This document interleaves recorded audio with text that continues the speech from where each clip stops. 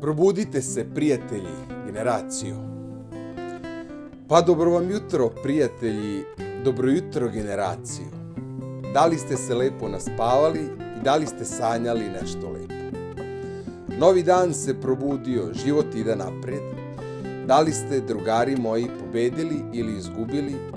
Da li ste na prave stvari dane i noći potrošili? Probudite se i mislite glavom, ne dajte se i ne gubite nadu, već sutra će valjda biti bolje, samo me poslušajte, potrudite se i verujte. Dobro jutro, dobar dan i laku noć. Kada zaspite u snu, ne vičite u pomoć.